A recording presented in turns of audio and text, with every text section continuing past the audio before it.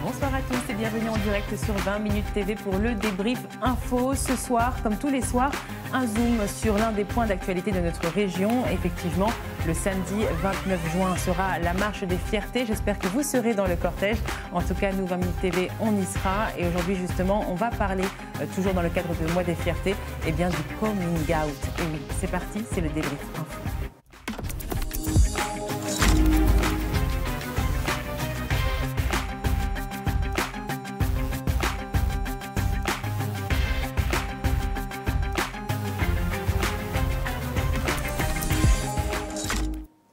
Le coming out pour toute personne issue de la communauté LGBT, c'est quelque chose de compliqué, c'est ouvrir son cœur, c'est ouvrir son intimité face à la famille, face aux amis, face à tout l'entourage. Alors ce moment assez compliqué, comme je le disais, qui va atteindre là encore l'intimité des autres, comment est-elle perçue, comment est-elle vécue? Pour en parler, nous sommes avec Anthony Debar qui est porte-parole de l'association Contact, une association qui va accompagner les familles, les amis, l'entourage à mieux comprendre ces démarches et surtout à mieux comprendre ce changement qui peut opérer dans la famille. Merci d'être avec nous. Merci à vous de nous avoir invités. Alors c'est un vrai plaisir d'ouvrir ce sujet en plein mois des fiertés, mais surtout à quelques jours de la marche des fiertés qui aura lieu samedi, je le disais encore une fois. C'est vrai que c'est important de le rappeler parce qu'aujourd'hui, on est dans une société qui ouvre de plus en plus ses portes à la communauté LGBT, qui fait de plus en plus de place, et on le verra durant cette émission. Vous avez un rôle clé, et ce depuis 30 ans. Est-ce que vous pouvez un petit peu nous présenter l'association Contact ? Alors, l'association Contact, c'est une association qui a pour objectif de favoriser le dialogue au sein de la famille ou plus globalement dans l'entourage lors du coming out. Parfois, un coming out, ça perturbe la famille, c'est un petit cataclysme parfois dans les familles. Et donc nous, on est là pour essayer de renouer ce dialogue-là. On s'adresse donc aux LGBT qui soit veulent préparer leur coming out, soit viennent à l'association parce que suite à un coming out, le dialogue est coupé, c'est très difficile de le vivre. Donc ils viennent à l'association pour essayer de comprendre comment dans les familles c'est vécu. Et on s'adresse aussi à l'entourage, aux familles qui ont reçu cette nouvelle-là, que ce soit un coming out homo, un coming out bi ou un coming out trans.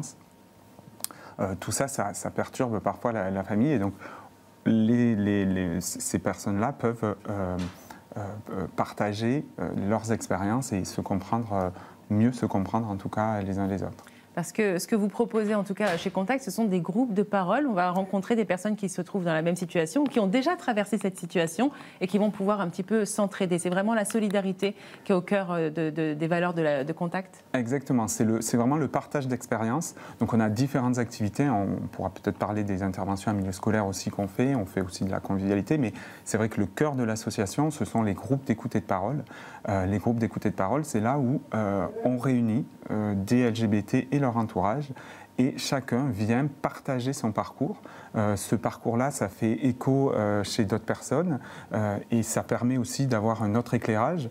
Et donc, c'est vraiment ce partage-là qui est bénéfique. C'est grâce à ça que des parents peuvent comprendre et peuvent déconstruire un certain nombre de préjugés, puisque c'est vrai qu'on a beaucoup de préjugés, que ce soit sur l'homosexualité, la transidentité.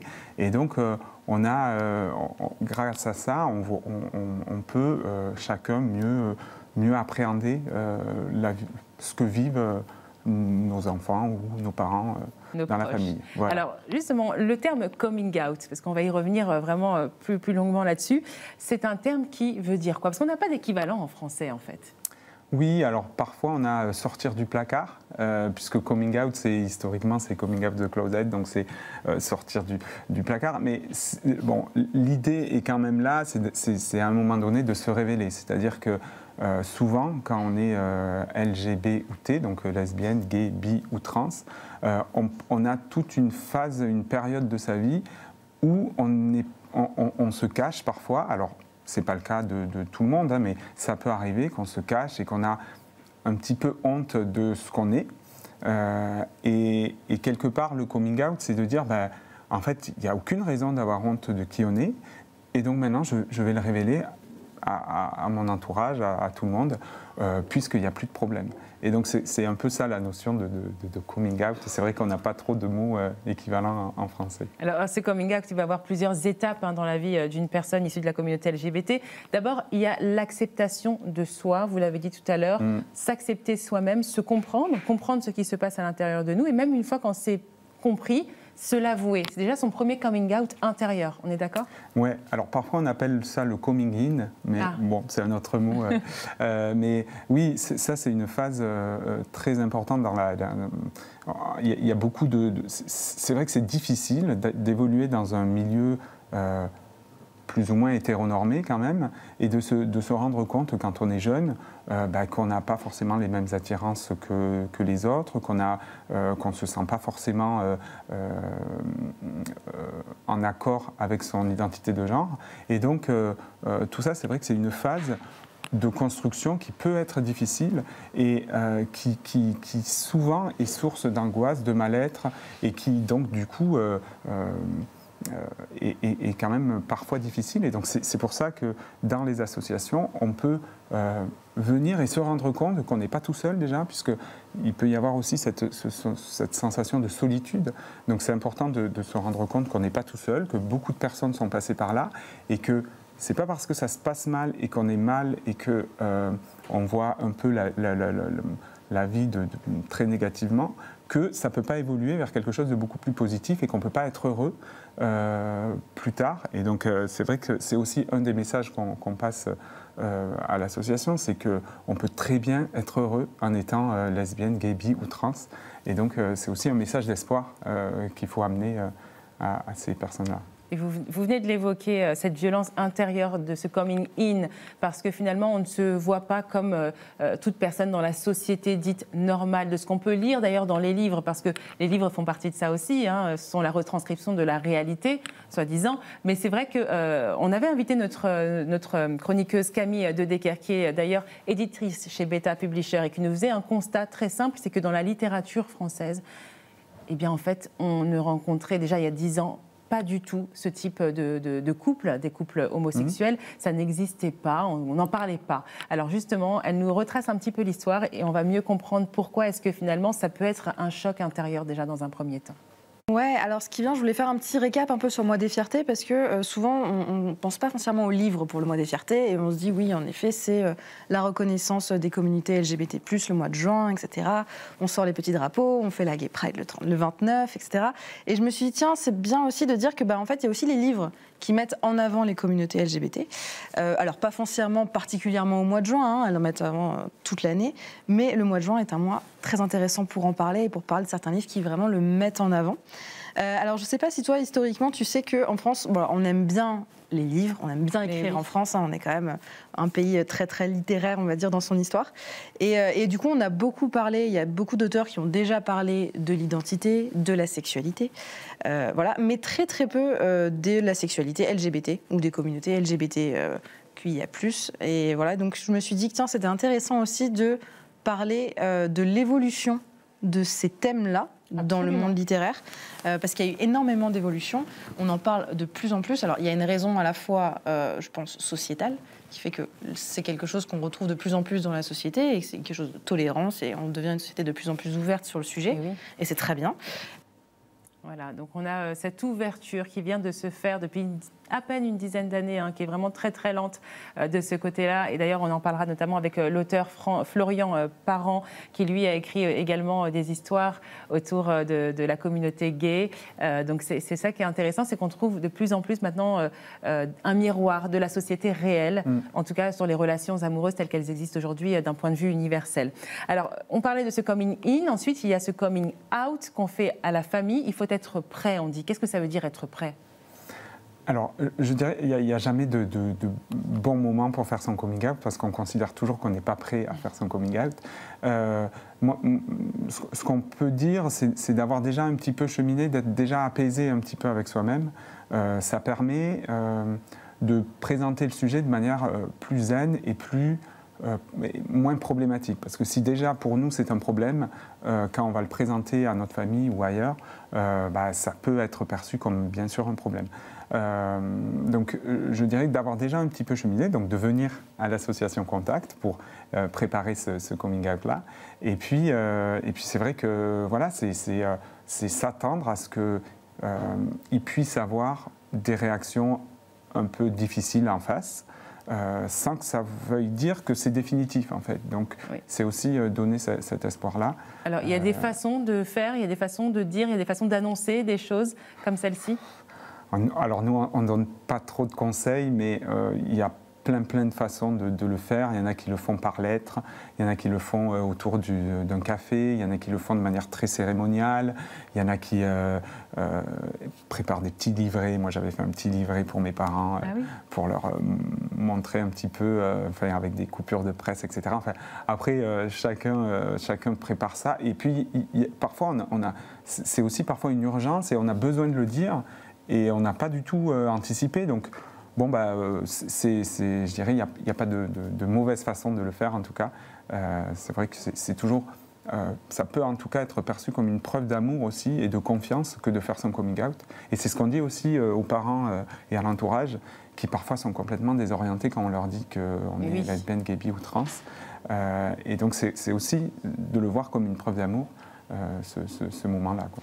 Parce que c'est une révélation, parce que c'est un secret qui est mis au grand jour, parce que c'est tout simplement une transmission de quelque chose qu'on n'a plus envie de garder que pour soi. Alors dans le meilleur des cas, c'est génial, les parents acceptent tout de suite et disent à leur fille ou à leur fils, ce qu'on entend souvent, « je t'aime tel que tu es ». Et les choses continuent ainsi. Dans d'autres cas, et je ne sais pas si c'est la majorité des cas, très clairement, mais aujourd'hui en 2024, dans d'autres cas, ça ne se passe pas forcément comme on l'attend. Et là, les parents ont quel genre de réaction ? Alors, des fois, c'est très viscéral, des fois, ils ne comprennent pas et ils ont une douleur. Un rejet ? Voilà, ça peut être un rejet. Alors, je dirais, nous, déjà, les personnes qui viennent à l'association Contact sont déjà dans une démarche, quelque part, d'acceptation, d'essayer de cheminer. Donc, le rejet, il peut exister. On a des personnes qui viennent à l'association et qui ont été rejetées par leur famille et qui veulent essayer de renouer ce contact-là. Mais ça peut être un rejet, ça peut être une incompréhension, ça peut être simplement avoir besoin de temps aussi, puisqu'il est aussi parfois nécessaire de cheminer pour les parents. Et donc, c'est vrai que ça peut être, je dirais, de la peur, de l'incompréhension. Après, il y a des petites spécificités, si c'est un coming out homo lié à l'homosexualité ou lié à la transidentité. Oui, c'est encore deux choses. Là, il y a des questions de, parfois, quand on fait un coming out trans, le changement de prénom, de genrer la personne différemment de ce qu'on a eu l'habitude de faire. Parfois, c'est un peu difficile, donc c'est des questions qui sont parfois un peu spécifiques à chacun. Mais c'est vrai que c'est parfois... en tout cas, ce qu'on constate, c'est qu'il y a besoin de temps parfois pour cheminer. Ouais. Alors les parents, déjà qu'ils l'acceptent, donc frappent aux portes de Contact, c'est votre association. Ils arrivent dans un état peut-être de sidération, d'inquiétude, ils sont pleins de questionnements, j'imagine. Ils ont de préjugés aussi. De préjugés, oui, bien sûr, de clichés sans doute, dû à aussi parfois un problème de génération. Et d'incompréhension aussi, parce que... Oui. Des fois, certains ne comprennent pas ce qu'est la transidentité, ce qu'est l'homosexualité. Il y a plein de... Et la culpabilité aussi, parfois. Et la culpabilité aussi. Alors, qu'est-ce que vous proposez pour les accompagner afin de passer ce cap, en fait ? En fait, c'est le dialogue et c'est l'échange et c'est, je dirais, on est coupable à partir du moment où on comprend, où on a l'impression qu'il y a une faute quelque part et qu'il y a un problème. À partir du moment où on comprend qu'il n'y a pas de problème, on n'a plus ce sentiment de culpabilité. Et donc nous, notre objectif, c'est d'arriver à montrer qu'on soit lesbienne, gay, bi ou trans, c'est pas un problème en fait. Chacun a sa diversité, sa singularité. Oui. Et puis voilà, et puis une fois qu'on a compris ça, et c'est ça qui met un peu de temps à comprendre que tout ça, ce n'est pas un problème, une fois qu'on a compris ça, la culpabilité s'envole, je dirais. Et c'est important ce que vous dites parce que vous avez dans votre discours cette volonté de normaliser les choses et de les rendre en fait tout simplement naturelles et de dire que c'est la vie en fait. Et d'ailleurs, il y a quelqu'un qui l'a expliqué très bien et qui avait votre place juste hier soir, ici même dans le débrief info, c'est Romain Taillandier qui est un papa via GPA et lui, il l'explique très bien à son enfant puisqu'il a adopté donc cet enfant et en fait finalement, il a fondé une famille plutôt avec cet enfant et il lui explique les choses très très simplement. On écoute. Alors, maintenant, je vis aux États-Unis, mais au début de sa vie, il était en France. J'ai aussi je suis pas mal de couples qui ont des enfants en France. C'est pas facile, ça dépend aussi où on habite. Mais oui. Si on est à Paris, on a plus de chances d'avoir d'autres enfants dans la même situation dans la classe. Si on est dans un petit village en province, c'est plus compliqué.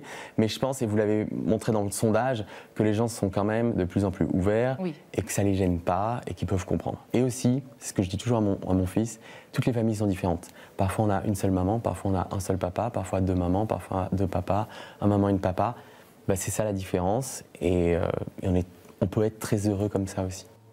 On peut être très heureux comme ça aussi. C'est un peu leur expliquer que la vie continue, quoi. On est d'accord ? Bien sûr, oui. C'est prendre conscience qu'on a tous une singularité, qu'on est tous différents. Et plutôt que de regarder ce qui nous différencie, il faut peut-être aussi s'attarder un petit peu plus sur ce qui nous rassemble. Et donc, en effet, on a aussi plein de points communs qui font qu'on peut tous vivre ensemble et qu'il n'y a pas de problème à être différent. Alors comment est-ce que vous opérez sur le terrain ? C'est-à-dire qu'il va y avoir plusieurs ateliers, des rencontres entre les parents, l'enfant, des jeux, je ne sais pas. Alors nous, on organise des groupes d'écoute et de parole régulièrement, en fonction parce qu'on est présent dans toute la France. En Ile-de-France, c'est 2-3 fois par mois. Donc ce sont des réunions où les LGBT viennent, les parents ou l'entourage plus globalement vient, et ces échanges se font. On a également des entretiens individuels. Il est possible aussi, avec des bénévoles, de rencontrer uniquement 2 bénévoles pour discuter de manière un peu plus intime si le groupe, si on n'est pas à l'aise dans le groupe. Et donc voilà, c'est plus de cette manière-là. Et ensuite, on a aussi de la convivialité qui permet quelque part justement aussi de normaliser, même si le mot normal n'est pas un mot qui me plaît beaucoup, mais en tout cas, dans ces convivialités, on peut discuter avec plein de personnes. Et puis, il y a quand même des personnes, il y a beaucoup de personnes qui n'ont jamais côtoyé d'homosexuels ou de personnes trans. Et donc, en fait,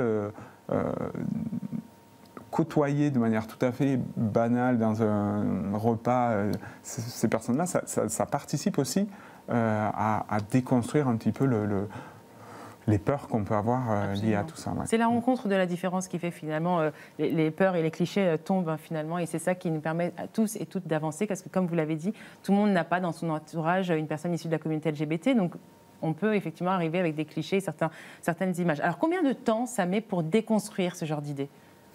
Alors ça, c'est assez variable. Il y a des personnes qui viennent à l'association pendant quelques semaines, quelques mois, et puis voilà, ils n'ont plus besoin de venir après.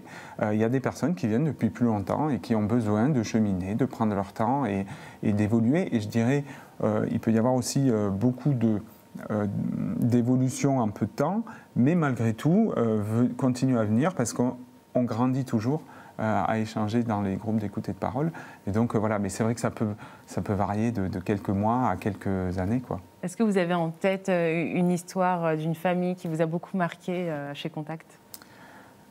J'ai l'histoire de ma famille qui m'a beaucoup marqué, et pour laquelle mes parents, c'était très difficile pour eux. Quand je leur ai dit, ils ont été complètement anéantis. Et ils ont beaucoup pleuré, et c'était un moment très très difficile pour moi aussi, pour eux surtout, mais pour moi aussi, parce que de voir qu'on est le révélateur de ce mal-être-là. Et comme j'étais venu chez Contact plusieurs mois auparavant, je savais que ça pouvait être difficile et qu'on devait aussi garder cet espoir-là. Et maintenant, mes parents seront présents, par exemple, demain à la Marche des Fiertés, après-demain, à la Marche des Fiertés pour défiler avec nous. Donc, c'est pas parce que ça se passe mal qu'après, on ne peut pas soutenir la cause et venir à la Marche des Fiertés, par exemple. Vous en êtes un très bel exemple, effectivement. Vous avez eu raison de citer votre propre témoignage parce que ça parle, ça touche et en même temps, on voit que voilà, aujourd'hui, vous êtes souriant. Vous aidez aussi d'ailleurs d'autres personnes, donc vous passez un peu le relais et vous êtes surtout là pour expliquer votre expérience à d'autres qui sont là en ce moment peut-être un peu dans un brouillard, mais qui vont bientôt en sortir et ça, c'est fabuleux. Merci en tout cas d'avoir partagé cette expérience. Merci beaucoup. Alors vous avez donné un très beau rendez-vous là, attention, samedi 29 juin, c'est la Marche des Fiertés. On compte sur vous, et oui, on compte sur vous, même notre invité compte sur vous pour vous rendre à cette Marche des Fiertés. Ça commencera à 13h30 et donc le cortège se dirigera vers la place de la République. Merci d'avoir été avec nous, le débrief c'est déjà fini et je vous donne rendez-vous demain pour le dernier numéro de la semaine.